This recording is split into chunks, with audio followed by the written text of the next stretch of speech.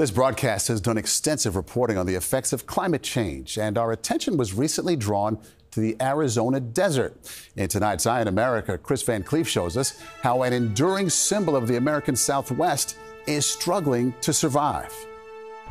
Everybody wants to get their picture taken with the saguaro cactus. They are the main attraction. They are, without a doubt, the main attraction. John Gurule from Scottsdale Adventure Tours makes his living off the Sonoran Desert, where the saguaro cactus has thrived for centuries. Some of them are well over 100 years old. But now, parts of the Arizona desert are getting too hot for these cactuses. Just within the last year on this trail that we take, I've noticed 2 of them that have actually been blown over, and to me that's highly unusual. What goes through your mind when you see that? But it's always concern that, you see that maybe it's something bigger. It doesn't take a rocket scientist to see them and see that it looks like they're melting.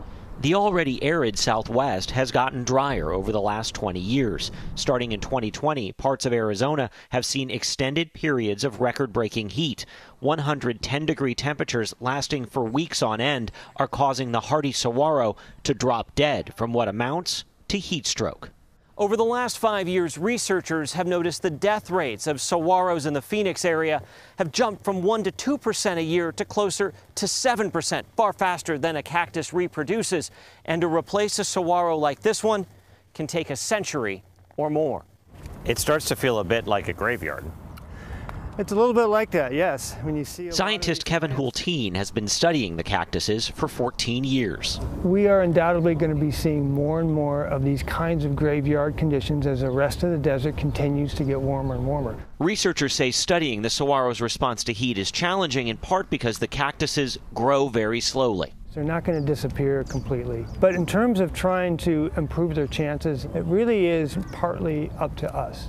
So his team at the Desert Botanical Garden is working to identify the most resilient varieties, saguaros best suited to withstand a hotter, drier Arizona.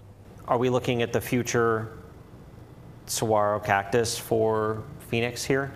Potentially, yes. Hopefully. That's the idea. Some of these seedlings will end up in the Tonto National Forest.